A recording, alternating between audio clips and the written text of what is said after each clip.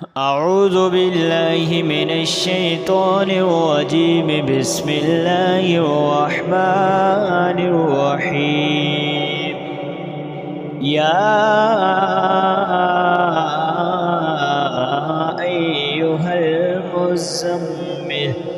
قم الليل إلا قليلا نصفه أو انقص منه قليلا أو زد عليه ورتل القرآن ترتيلا إنا سنلقي عليك قولا ثقيلا إن ناشئة الليل هي أشد وطئا وأقوم قيلا إن لك في النهار سبحا طويلا واذكر اسم ربك وتبتل إليه تبتيلا رب المشرق والمغرب لا إله إلا هو فاتخذه وكيلا واصبر على ما يقولون واهجرهم هجرا جميلا وذرني والمكذبين أولي النعمة ومهلهم قليلا إن لدينا أنكالا وجحيما وطعاما ذا غصة وعذابا أليما يوم ترجف الأرض والجبال وكانت الجبال كثيبا مهيلا إنا أرسلنا إليكم رسولا شاهدا عليكم كما أرسلنا إلى فرعون رسولا فعصى فرعون الرسول فأخذناه أخذا وبيلا فكيف تتقون إن كفرتم يوما يجعل البلدان شيبا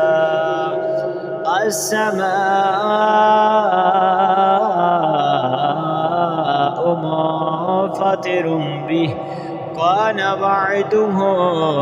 مفعولا إن هذه تذكرة فمن شاء اتخذ إلى ربه سبيلا إن ربك يعلم أنك تقوم أدنى من ثلثي الليل ونصفه وثلثه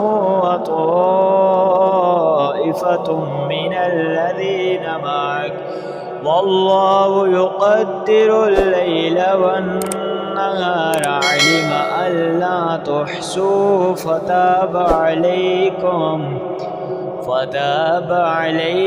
فاقرؤوا ما تيسر من القرآن علم أن سيكون منكم مرضى وآخرون يضربون في الأرض يبتغون من فضل الله وآخرون يقاتلون في سبيل الله فاقرؤوا ما تيسر منه وأقيموا الصلاة وآتوا الزكاة وأقرضوا الله قرضا حسنا وما تقدموا لأنفسكم من خير تجدوه عند الله وخيرا وأعظم أجرا واستغفروا الله إن